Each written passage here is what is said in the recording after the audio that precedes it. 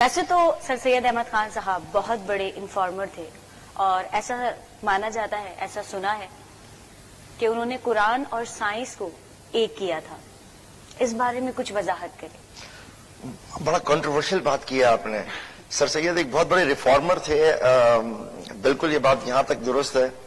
سر سید احمد خان جس دور میں اصل میں پیدا ہوئے وہ اس دور میں مسلمان اپنے عروج سے زوال کی طرف قدم رکھ رہے تھے. صحیح. اور یہ وہ چیز تھی کہ جو عام لوگ تھے وہ یہ نہیں دیکھ پا رہے تھے، جس چیز کو سر سید احمد خان نے دیکھ لیا.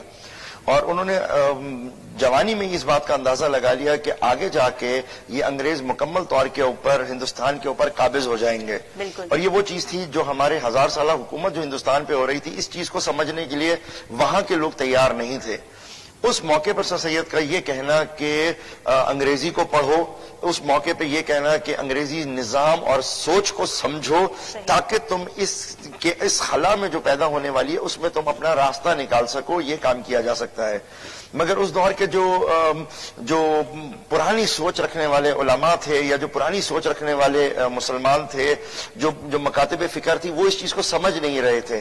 اور اسی چیز کو پھر سمجھانے کے لیے سر سید احمد خان نے قرآن کا ترجمہ شروع کیا تاکہ وہ یہ بتا سکیں کہ موجودہ سائنس اور قرآن مجید کی جو باتیں ہیں وہ مکمل طور پر یکجا ہیں.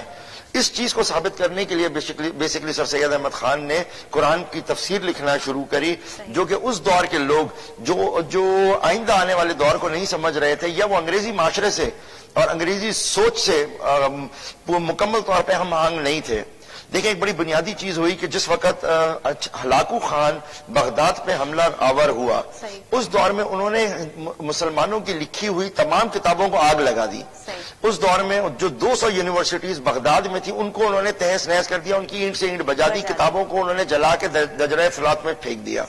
مگر جس وقت اسپین کے اندر آخری حکومت، آخری سلطنت کے ساتھ دھوکہ کر کے ان کو بند کیا گیا تو انگریز نے بڑی عیاری اور ہوشیاری سے مسلمانوں کی کتابوں کو نقصان نہیں پہنچایا، بلکہ ان کے فرنٹ پیجز کو پھاڑ کے اپنے پیجز لگا دیے، جس کی وجہ سے آج ہم یہ سمجھتے ہیں کہ جتنی بھی ترقی ہوئی ہے وہ انگریز کر رہے ہیں، حالانکہ وہ انگریزوں کی نہیں مسلمانوں کی تھی. اس چیز کو سر سید سمجھتے تھے، اس لیے قرآن کو اور موجودہ سائنس کو انہوں نے ہم آہنگ کرنے کی کوشش کری، but it was too early, جس کی وجہ سے لوگوں کو یہ بات سمجھ میں نہیں آئی.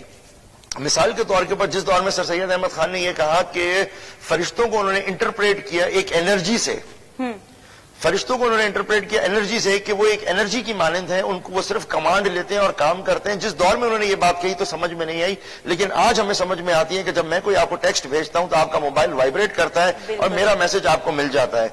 انہوں نے اس طریقے سے انٹرپریٹ کرنے کی کوشش کی تھی. وہ چیز عام لوگ اس دور میں نہیں سمجھ سکے کیونکہ ہم بہت پرانے تھے.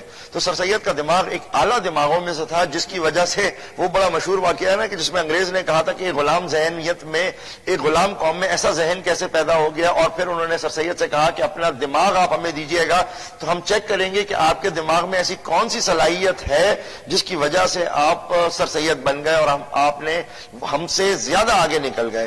تو یہ والا واقعہ بھی اسی بات کے اوپر ہے کہ آپ کے دماغ میں کون سی ایسی صلاحیت ہے. جیسے انہوں نے نیوٹن کا اور دوسرے کا دماغ رکھا ہے تو وہ سر سید کا پریزرو کرنا چاہتے تھے، جس پر سر سید نے کہا تھا کہ میں اپنا دماغ آپ کو گفٹ کرتا ہوں، ڈونیٹ کرتا ہوں، لیکن آپ کو ملے گا نہیں.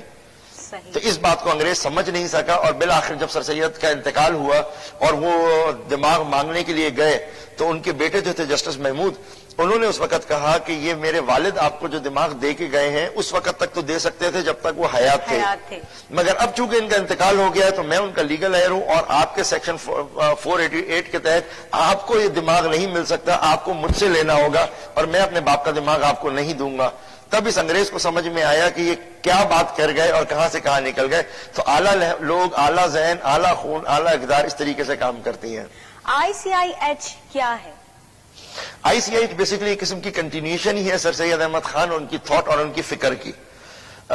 ICIH ہم سر سید احمد خان کے لیے اکثر یہ کہتے ہیں کہ وہ 2 نیشن تھیوری کے بانی ہے. میں اس بات سے بڑا ڈفر کرتا ہوں اور میں سمجھتا ہوں کہ یہ بہت محدود کر دیتے ہیں سر سید احمد خان کی سوچ کو. دراصل ٹو نیشن تھیوری اس وقت اس کی ابتدا ہوئی ہے جس وقت اللہ تعالیٰ نے یہ کہا تھا کہ تمام فرشتوں کو یہ کہا کہ تم سجدہ کرو آدم کو، تو اس وقت شیطان نے سجدہ نہیں کیا تھا۔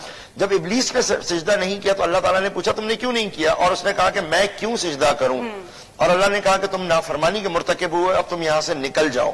تو در حقیقت جو ٹو نیشن تھیوری ہے اس کی ابتدا اس وقت سے ہوئی ہے کہ ایک حزب اللہ ہو گئے یعنی اللہ کی جماعت، اور ایک ہو گیا حزب الشیطان۔ تو اللہ کو ماننے والی ایک الگ قوم ہے، ایک الگ نیشن ہے، اور شیطان کو ماننے والے ایک الگ قوم ہے، ایک الگ نیشن ہے۔ سر سید نے صرف اس وقت یہ آپ کو اجاگر کرنے کی کوشش کری کہ دیکھیے مسلمان اور اللہ کے ماننے والے الگ ہیں اور اللہ کو نہ ماننے والے الگ لوگ ہیں۔ یہ سر سید احمد خان کا کانسیپٹ تھا، اور اس کانسیپٹ کے اوپر اگر ہم آگے چلتے ہیں تو دیکھتے ہیں کہ پھر MOU کالج انہوں نے بنایا جو آگے چل کے علی گڑھ یونیورسٹی بنی۔ علی گڑھ یونیورسٹی کی جو سب سے بڑی بات ہے وہ یہ کہ 1937 کے اندر جب قائد اعظم محمد علی جناح کو، جو اس وقت تک صرف محمد علی جناح تھے، ان کو یہ بات ریئلائز ہوئی کہ وہ انڈیا میں کھل کے اپنی کام نہیں کر سکتے، تو وہ علی گڑھ گئے، اور پھر علی گڑھ کے جو پڑھے لکھے لوگ تھے، پڑھے لکھے نوجوان تھے، انہوں نے پھر ایک موومنٹ چلائی جس کے 10 سال کے اندر ہم دیکھتے ہیں کہ پاکستان بن گیا۔ اچھا، جس وقت 10 سال کے بعد پاکستان بنا تو جس مقصد سے بنا وہ مقصد تھا اس ملک میں اسلامی نظام کو نافذ کرنا، اسلامک وے آف لائف کو پروٹیکٹ کرنا، جو تمام کانسٹیٹیوشن میں رکھا گیا، لیکن ہم دیکھتے یہ ہیں کہ اس کے اوپر گڈ لیٹر اینڈ اسپرٹ میں کام نہیں ہو رہا۔ تو بیسکلی ICIH کا مقصد صرف یہ ہے کہ اسلامی نظام، جو اسلامک سسٹم، اسلامک ویلیوز جو کانسٹیٹیوشن نے ہمارے کو گارنٹی کی ہے، ہم ان کو پاکستان کے اندر کسی طریقے سے ان کا نفاذ کریں۔ اس کے نفاذ کے لیے ہم کوئی پولیٹیکل پارٹی نہیں ہے، بلکہ ہم ایک قسم کا ایک تنظیم ہے جن کا مقصد یہ ہے کہ وہ حکومت وقت کو، اہل اقتدار کو یہ ثابت کریں، یہ بتائیں کہ آپ کا کام ہے کہ اسلامی اقدار کے اوپر لے کے آئیں۔ جب کانسٹیٹیوشن آرٹیکل 31 یہ کہتا ہے کہ اس ملک میں اسلامی نظام ہوگا تو آپ اسلامی نظام کے لیے راستے ہموار کریں۔ آرٹیکل 227 کہتا ہے، آرٹیکل 231 کہتا ہے کہ آپ پاکستان کو ایک اسلامی ریاست کی طرف لے کے جائیں گے۔ اس کے لیے انہوں نے اسلامی نظریاتی کونسل تشکیل دیا ہوا ہے، اس کے لیے انہوں نے فیڈرل شریعت کوڈ دیا ہوا ہے۔ ہم چاہتے ہیں کہ اس سسٹم کو کھل کے عام کیا جائے تاکہ وہ نظام اس ملک میں نافذ کیا جا سکے۔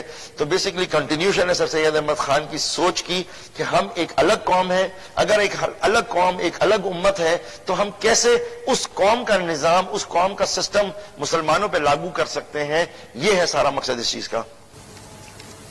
جی بالکل، بہت زبردست خیالات کا اظہار کر رہے تھے، مزید اور بھی گفتگو کریں گے۔